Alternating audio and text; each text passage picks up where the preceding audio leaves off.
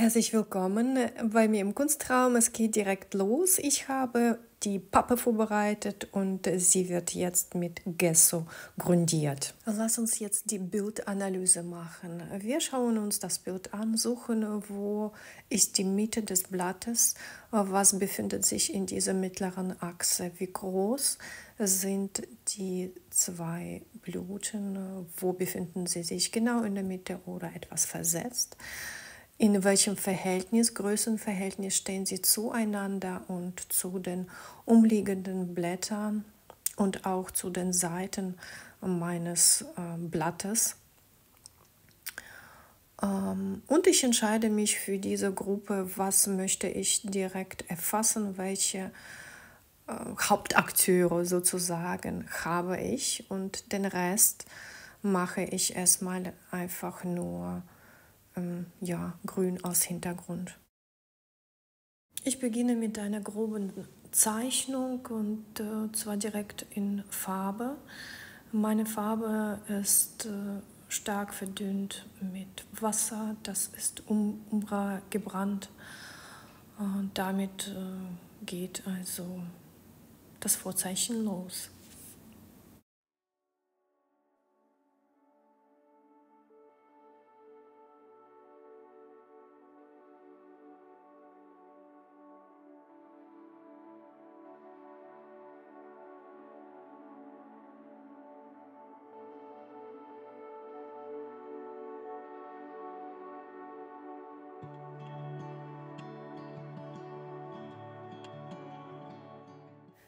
Und jetzt lasse ich das weiße Papier komplett verschwinden, so dass mein ganzes Blatt mit Farbe bedeckt ist.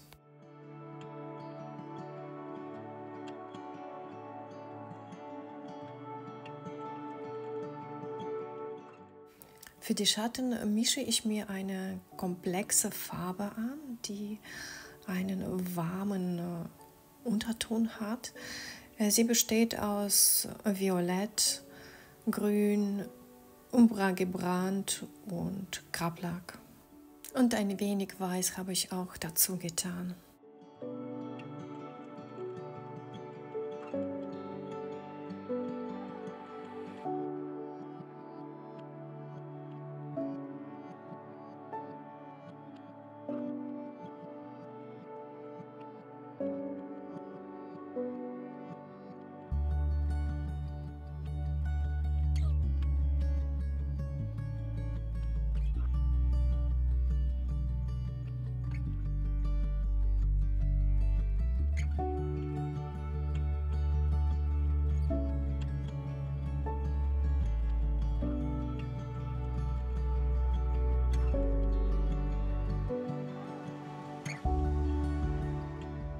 Ich benutze folgende Farben: Permanent Violett, Magenta, Umbra gebrannt, Sienna gebrannt, lichter Ocker, Permanent Grün, Chromgrün und Weiß. Was ich jetzt mache, ist die Suche. Ich suche nach meinem Motiv, nach den Verhältnissen zueinander, nach den Farben und arbeite mich so immer mehr und mehr an meine Vorlage heran.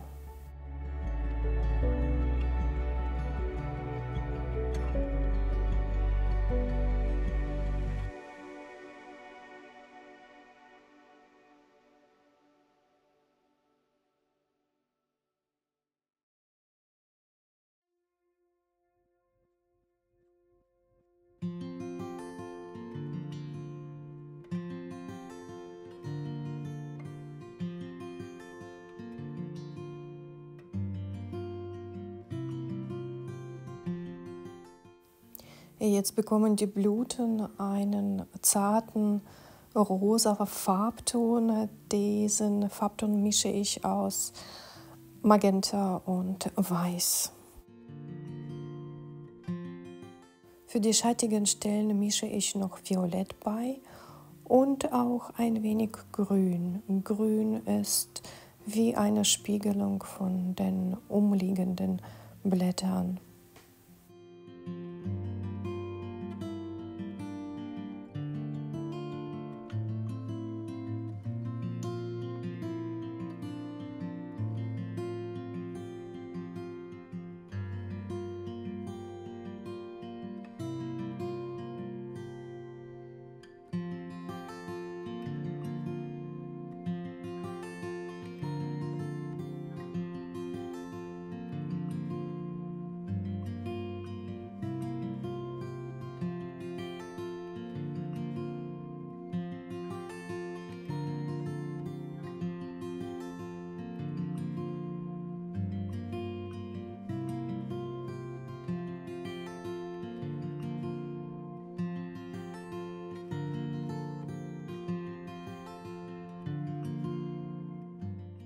Ich arbeite die ganze Zeit mit dem gleichen Pinsel. Ich wasche den auch kaum aus, so dass die Farben sich immer wieder irgendwo treffen und ineinander übergehen, damit das Ganze harmonisch ausschaut. Hier an dieser Stelle nutze ich noch Cyan. Diese Farbe habe ich noch nicht erwähnt. Jetzt kommt es aber auch zum Einsatz.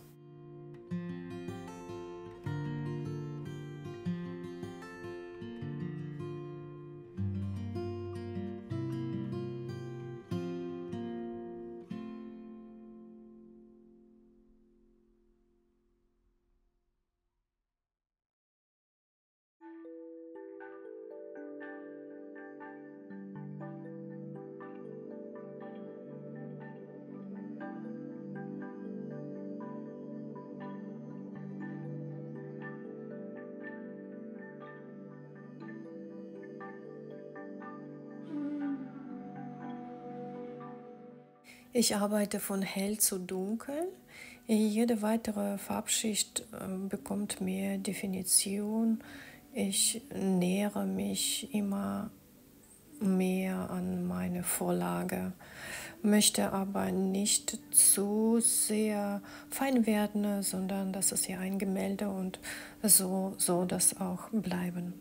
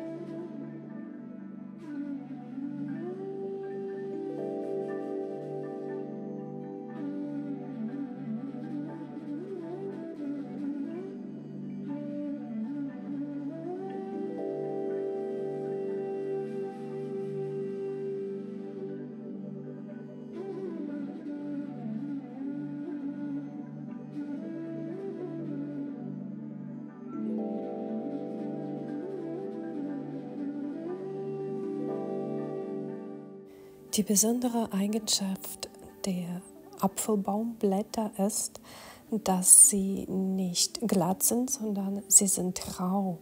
Und die Unterseite der Blätter hat so einen weichen Flaum, das weißlich schimmert. Und das ist das, was ich gerade male.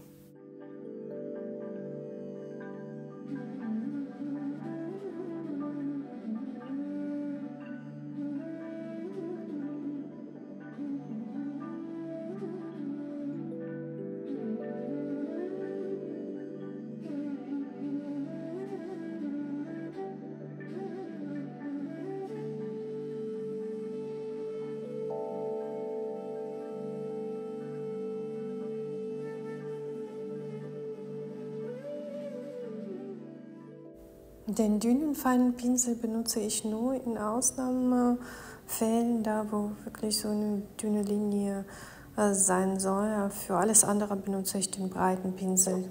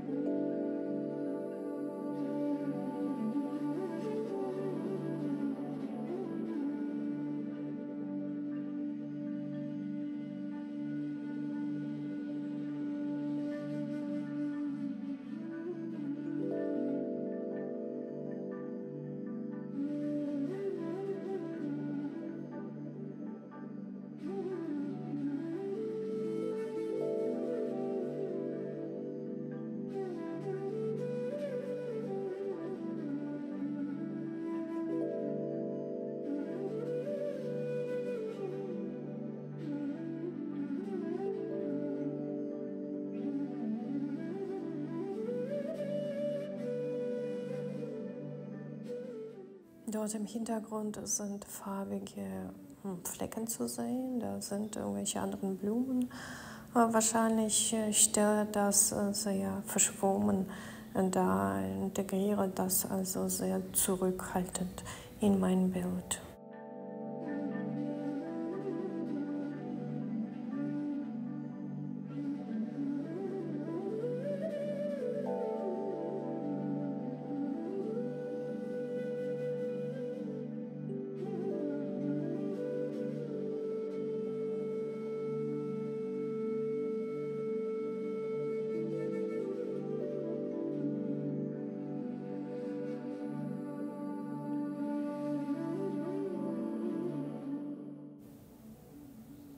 Und jetzt noch einmal betone ich die schattigen Stellen und auch die leuchtenden Stellen, die bekommen die Blicke.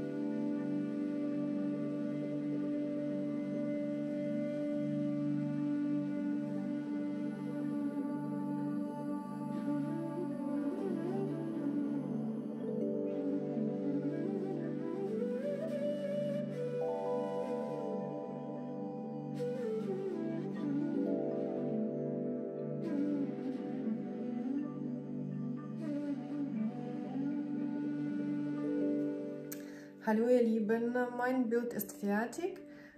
Das ist das Original, das ist das Foto, das ist das Gemälde und ich möchte mit euch ein paar Gedanken teilen dazu. Erstens, warum ich das gemacht habe, warum nicht das Übliche. Ich brauche das einfach. Das ist wie so Reset-Knopf zu drücken, um wieder kreativ werden zu können. Das brauche ich, einfach um mich zu erden, um nicht produzieren zu müssen. Das, vielleicht ist es jetzt gerade schwer zu beschreiben, was ich fühle. Ich fühlte mich gemusst, ich musste produzieren und das ist keine Produktion hier. Kreativität kann man nicht auf Knopfdruck laufen lassen. Das ist etwas, was irgendwo da tief in einem geboren wird und ich fühlte einfach, jetzt ist an der Zeit, dass ich den Fokus umlege und etwas anderes mache. Ich weiß nicht, was ich als nächstes machen werde. Im Moment ist mir danach, Blumen zu malen, gerade diese Blumen. Ich fand die sehr zart, die Farben, und ich wollte sehr gerne diese Zartheit aufgreifen. Ich weiß nicht, ob mir das gelungen ist. Ich sehe da Fehler drin. Wir gehen jetzt darüber und ich zeige euch, was mir gut gelungen ist, was mir nicht so gut gelungen ist. An meinen Fehlern könnt ihr lernen, dass ich denke, das ist gut, wenn man auch zugeben kann, dass etwas nicht gut gelungen ist.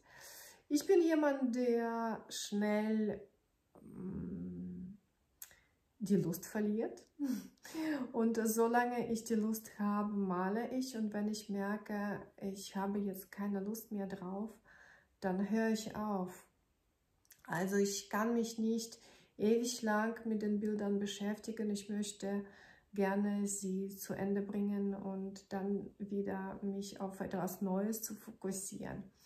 Deswegen auch hier dachte ich, klar, ich hätte noch weiter daran arbeiten können, aber ich habe die Lust verloren.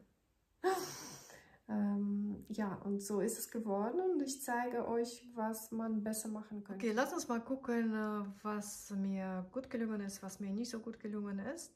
Was ich direkt sehe, mir gefallen meine Farben ganz gut.